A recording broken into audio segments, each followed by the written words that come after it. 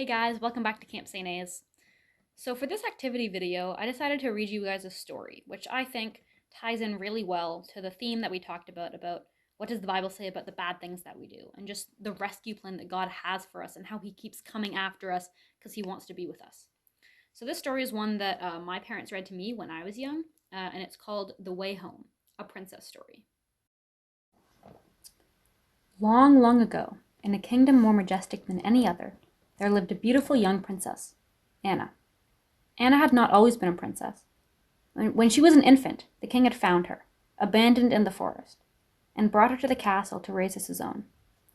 Yet as Anna grew, so did her curiosity. She wondered about the world outside the kingdom. What had she missed? What lay beyond the green gardens of the castle? Anna sighed. She propped her elbow on the ledge, rested her chin in her hand, and stared out the castle window. Flowers dotted the meadow. Children splashed in the creek. Beyond the meadow, the dark forest loomed. What a beautiful day outside. What a bad day to be inside. Ahem, princess, a voice called. Your studies. Yes, Sir Henry. Anna glanced again towards the forest. Is it true? The round man looked up, raising his eyebrows. Excuse me? About the lowlanders. I hear that they never work, and that their days are all filled with fun. The tutor lowered his book. Forget them. They mean us harm. But all I do is work. I'm just not sure I was meant to be a princess. Sir Henry crossed the room and rested his hands on Anna's shoulders. I have watched you since the day you arrived, and I have been your teacher since you were small. I have seen you blossom with your father's guidance. Listen to me. The forest is no place for anyone, especially the daughter of royalty. Those trees know an evil that does not sleep. But Sir Henry interrupted her by placing a finger on her lips. Your studies. There is much to learn. Anna nodded, but stole one last glance into the valley, wondering about life away from the castle. Deep within the forest, 3 lowlanders plotted and rummaged through costumes. Emma and Gunna usually shared a costume. Let's be donkeys, Emma offered. Not again. This suit is hot and you stink, Gunna smirked. Gretchen pulled on an old hood. The princess will feel very sorry for a poor old hag. Passing as hags wouldn't be hard for them. With hunched shoulders and warty noses, they looked the part. They were tree stump-shaped, with faces as bumpy as cobblestones, and ears as pointy as oak leaves. Gretchen was the tallest, but if he were to stand near the princess, he'd barely come up to her waist. You 2 dress as a farmer, ordered Gretchen. I'm on top, Emma shouted. You got top last time, Donna objected. Yeah, and look what happened. I was brilliant. We nabbed 3 castle dwellers. Silence, Gretchen interrupted, holding a finger skyward. We have 1 shot at the princess. Olbaid will be very angry if we fail. The 3 lowered their heads. Olbaid, whispered Gunna. Olbaid, echoed Emma. After a quiet moment, they resumed plotting. Gretchen instructed. Tomorrow, when the teacher brings the girl to the creek, you distract him, and I'll lure her into the trees. He hissed, and smiled his one-toothed smile. Olbaid will be proud. Back at the castle, the king shook his head. Why? He asked his daughter's teacher. Why is she so curious about the lowlanders? He stroked his square jaw and stared at his old friend. Maybe she wonders what life would have been like if she had not been a princess, Sir Henry explained. She hears rumors of their easy life. Easy? Dwelling in a dark forest? Dodging the wrath of Olbaid? She is young, your majesty. Yes, but she is mine. The king shook his head. I've tried to tell her so many times. She is meant to do important things. Perhaps she will listen to me, your majesty, Edward said, stepping forward. The king smiled at the young man who spoke. Edward was the strongest of his knights. Indeed, she might listen to you, Edward. She certainly notices you. Edward's face blushed, but he did not smile. We must put an end to these thoughts of the lowland. Olbaid sees your daughter as a prize to be won. The king stiffened at the sound of his arch-enemy's name. You're right. Talk to her. Tell her they poison minds and... He paused. Remind her once again just how much I love her. Sir Henry led Edward through grand halls towards a large door. He heard feet pattering on the other side and shook his head, knowing Anna was dashing towards her desk from the window. As they entered, she reopened her book. Anna looked at Edward and smiled. Her beauty stole his breath. Black satin hair, rosy cheeks, deep green eyes. It wasn't that long ago that he had avoided her. During the time that he had trained to be a knight, she had excelled at being a brat. How was she so suddenly pretty? Edward? Sir Henry reminded. Oh, yes, he answered, clearing his throat. With your permission, my lady? She nodded. Your fascination with the forest troubles us, princess. Have you met them, Edward? Her excited voice betrayed her curiosity. The Lowlanders mean you harm. But I've heard that they have nothing but fun. You've heard wrong. Avoid these servants of Olbade. She shrugged, but the tone of Edward's next words urged her to heed his caution. Your father loves you so much, Anna. She smiled. And I love him, Edward. I know to be careful. The knight nodded with uncertainty, and then dismissed himself. Still worried, he walked through the halls, fearing the worst. He was right to do so. The next day, Sir Henry kept watch as the princess waded in the creek. The blue sky and bubbling waters lifted his spirits. Suddenly a voice called, "Oh, friend! Help!" The teacher turned to see a farmer ambling towards him. The wide-brimmed hat and chest-length beard covered Emma's face. Gunna, hidden within the long coat, groaned beneath the weight. Barely able to see, he tripped, causing Emma to wobble even more. The sight of the odd man might have roused Sir Henry's suspicions, but the man's clumsiness stirred him to compassion. He hurried towards him, unaware of a disguised Lowlander approaching the princess. "Is it true what I hear, young woman, that you desire to visit the forest?" Anna, knee-deep in the water, looked up with a trusting smile. "You know the Lowlanders?" "Indeed I do." The princess glanced towards her teacher, helping the old man. "But I can't." "It will only take a moment," the woman enticed, beckoning with a crooked finger. Anna looked towards the castle, then back to the entrancing little figure. By the time Sir Henry had righted the clumsy farmer, the old woman had convinced Anna to follow her into the forest. "For just a peek," Gretchen assured in his highest voice.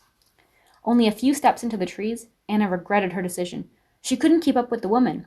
"This might be easy for you, but I'm too—" "Too what?" Gretchen snapped in his normal voice, turning with such speed that his hood fell off.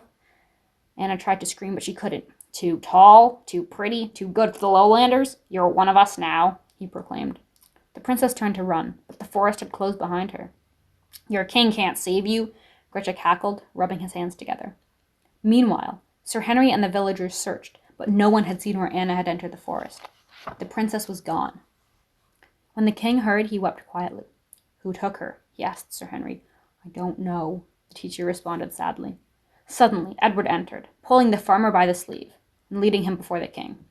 Gunna, within the cloak, tripped on Edward's foot, sending the two imps sprawling. The Lowlanders scurried to their feet. Edward drew his sword. The king motioned him back. "Where did you take Anna?" the king demanded. Emma snickered. "Take her? She went by choice." "Liar," defied Edward. "Any evidence of resistance?" "She wanted to leave," Gunna added. The king shook his head sadly.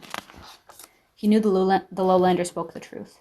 And he knew that no one, except a Lowlander, could navigate the forest. Would he ever see Anna again? His attendants assumed he wouldn't want to. To be kidnapped is one matter, but to run away? He spun from the window and surprised them. "I will go after her." Their response was quick. "But the forest? I will cut a path. It is thick. I am strong." Silence hung. Finally, one knight dared.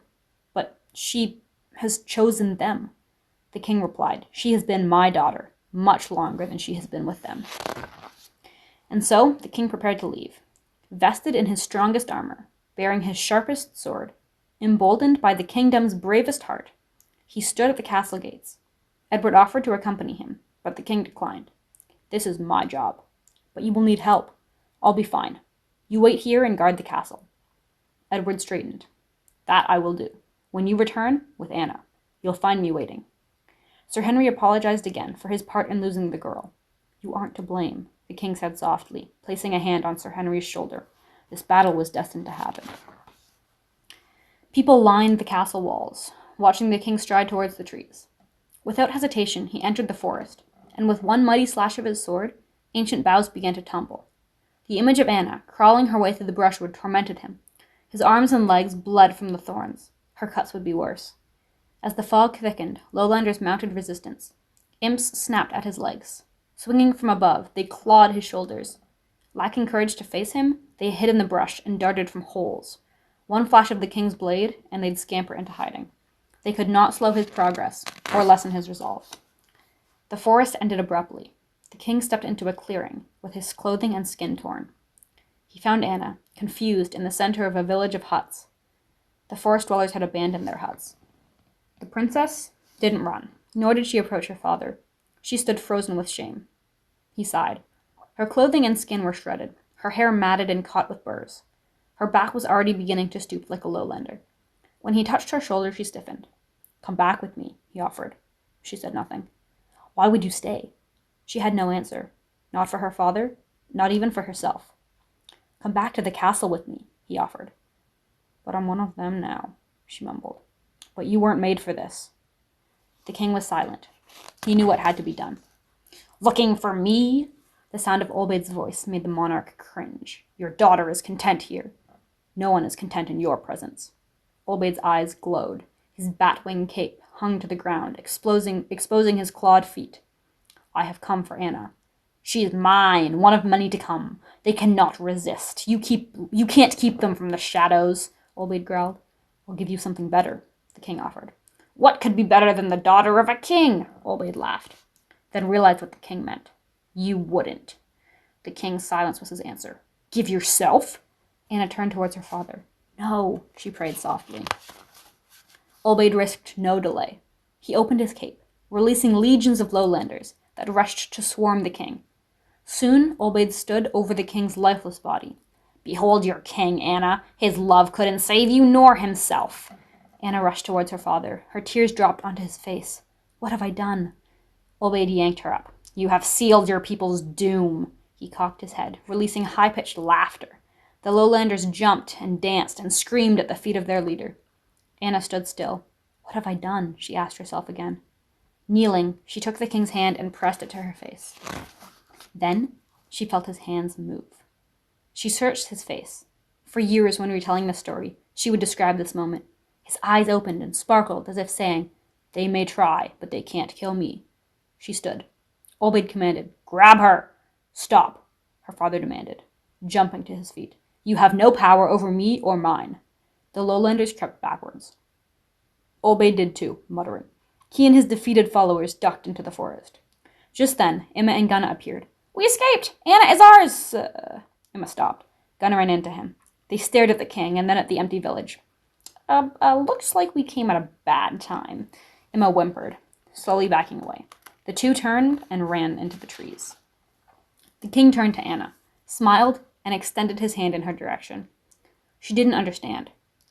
"I can't go back. I don't know the way." "But Anna, that is why I came." For the first time, she saw the opening, a path leading towards the castle. Now she understood. Placing her hand in his, and her trust in him, she made her choice. "Stay with me," the father invited. "I'll show you the way home." So just like Anna in the story, we turn away from God all the time. We turn away from our Father and we go into the lowlands. We go away from God's love. We do bad things. As I was talking about earlier, we cheat and lie and steal, and all those things take us farther into the lowlands, take us farther away from God's love. But just like the father in the story, God, a perfect father, comes after us. He sent Jesus. Just like the king went into the forest, Jesus came into our world. And just like the king laid down his life for his daughter, Jesus laid down his life for us. And just like the father in the story didn't die, he rose from the dead, so did Jesus. And we're like Anna. We've gone astray, and God's come and found us. And all we need to do is put our hand in his hand and trust in him, and he'll show us the way home.